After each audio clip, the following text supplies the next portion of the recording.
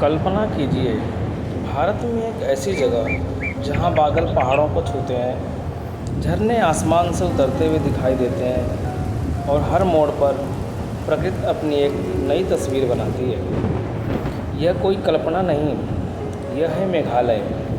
भारत के उत्तर पूर्व में बसा एक छोटा लेकिन बेहद खूबसूरत राज्य, जिसका नाम ही अपने भीतर एक कहानी छुपाए हुए है। मेघ यानी बादल और आलय यानी घर, यानी बादलों का घर। समुद्र तल से लगभग 1500 मीटर की ऊंचाई पर बसे इस राज्य की पहचान सिर्फ इसकी हरियाली नहीं, बल्कि इसकी अनोखी प्राकृतिक विरासत भी है।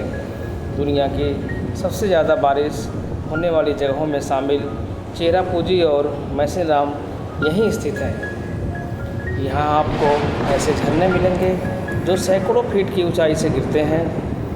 ऐसी गुफाएं मिलेंगी जो धरती के भीतर एक अलग ही दुनिया का एहसास कराती हैं। और ऐसी नदियाँ मिलेंगी जिनका पानी इतना साफ है कि नाव हवा में तैरती हुई दिखाई देती है।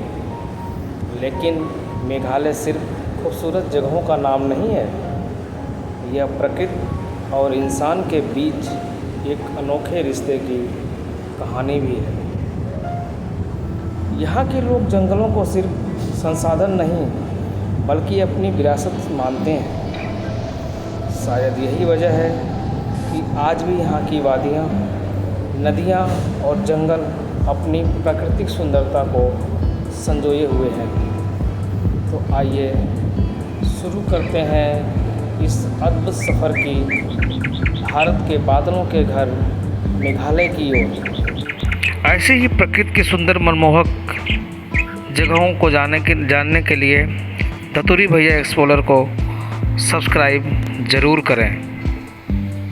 अब आगे बढ़ते हैं शिलोंग की ओर। हमारी यात्रा की शुरुआत होती है मेघालय की राजधानी शिलोंग से। समुद्र तल से लगभग 1500 मीटर की ऊंचाई पर बसा यह शहर अपनी ठंडी जलवायु, हरे भरे पहाड़ों और शांत वातावरण के लिए जाना जाता है। अंग्रेज़ों ने इसकी प्राकृतिक सुंदरता को देखकर इसे स्कॉटलैंड ऑफ द ईस्ट का नाम दिया था। सुबह की हल्की धुंध, दूर तक फैली हरी पहाड़ियाँ और घुमावदार सड़कें ऐसा एहसास कराती हैं कि मानो आप किसी यूरोपीय देश में हो।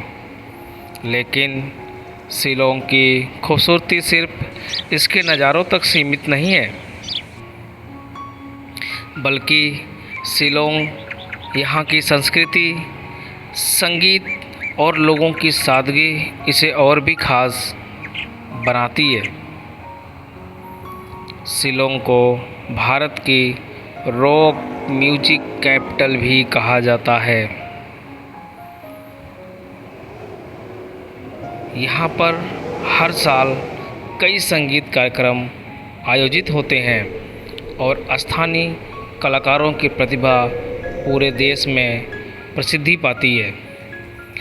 अगर आप शहर की हलचल से दूर कुछ सुकून के पल बिताना चाहते हैं तो शिलोंग का हर कोना आपको प्रकृति के और करीब लेके जाता है।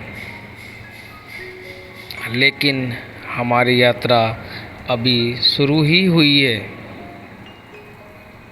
क्योंकि आगे हमारा इंतज़ार कर रही है दुनिया की सबसे ज़्यादा बारिश करने वाली धरती चेरापूंजी।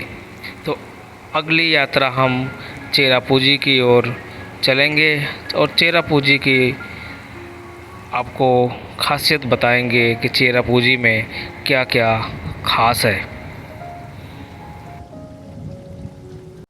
चेरापूंजी सिर्फ बारिश के लिए ही नहीं, बल्कि अपने विशाल झरनों, गहरी घाटियों और बादलों से ढके पहाड़ों के लिए भी प्रसिद्ध है।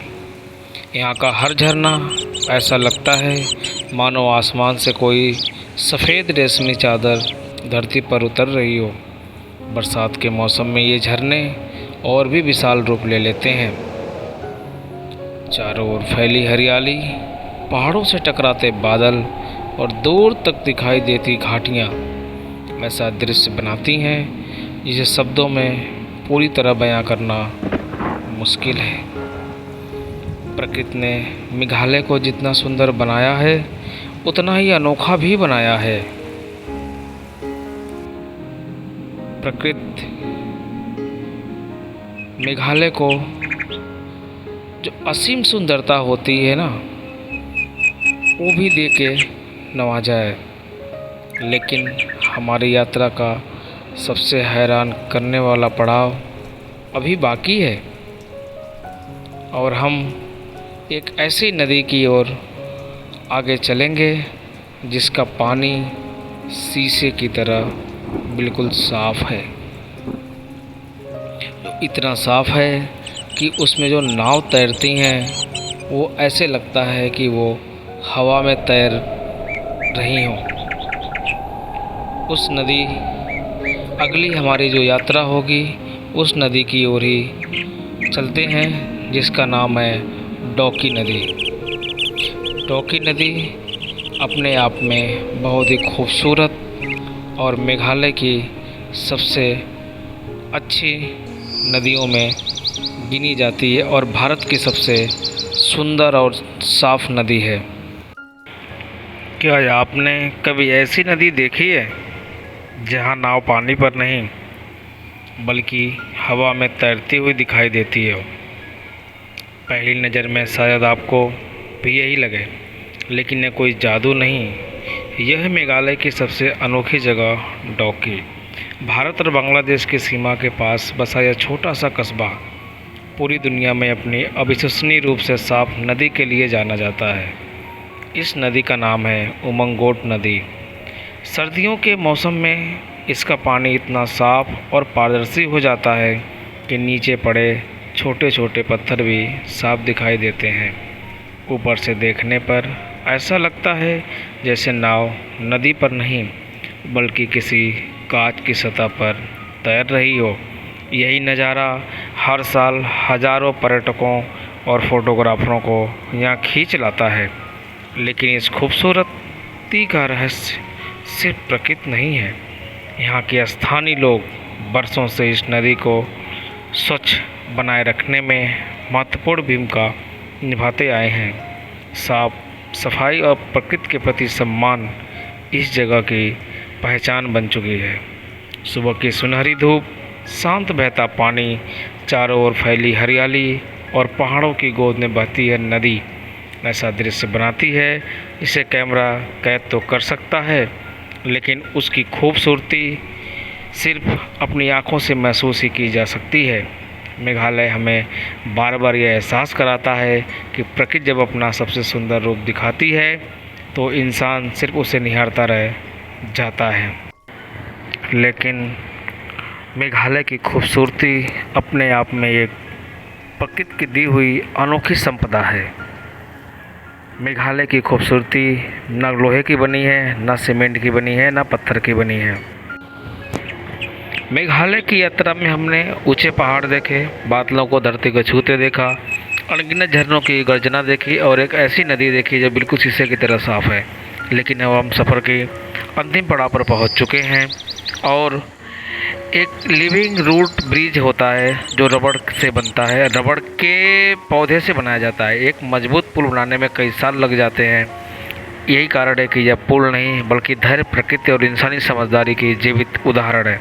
पीढ़ी दर पीढ़ी स्थानीय लोग इसकी देखभाल करते हैं। वे इन्हें काटते नहीं हैं बल्कि इन्हें बढ़ने का सही रास्ता दिखाते हैं। जब आप इस पुल पर चलते हैं तो ऐसा महसूस होता है कि जैसे जंगल ने खुद अपने लिए एक रास्ता बना दिया हो। चारों ओर घना हरा भरा जंगल, नीचे बहता साफ पानी, पक्षियों की मधुर आवाज़ और ठंडी हवा इस पल को शब्दों से ज़्यादा एहसास में बदल देती है। मेघालय सिर्फ खूबसूरत जगहों का नाम नहीं बल्कि हमें सिखाता है कि इंसान प्रकृति के साथ चल सकता है तो ऐसे चमत्कार जो सदियों तक जीवित रह सकते हैं। शायद यही वजह है कि यहाँ से लौटने वाला हर यात्री अपने आप सिर्फ एक तस्वीर नहीं बल्कि जीवन भर की यादें लेकर मेघालय आता है, जहाँ बादल सिर्फ आसमान में नहीं बल्कि पहाड़ों के बीच में भी रहते हैं, जहाँ झरने सिर्फ बहते नहीं हैं बल्कि अपनी आवाज़ से पूरी वादियों को जीवंत कर देते हैं, जहाँ नदियाँ इतनी साफ हैं कि प्रकृति हर रंग में साफ दिखाई देता और समय और धैर्य की प्रकृति मिलकर इसे रच का चमत्कार बनाते हैं। अगर आप इस सफ़र का आनंद लिया है तो अगले सफ़र में हमारे साथ ज़रूर चलिए, क्योंकि दुनिया के ऐसी अनगिनत जगहें हैं जिसकी कहानियाँ सुनाई जाना अभी बाकी है। मैं हूँ दतुरू भैया और आप देख रहे हैं दतुरी भैया।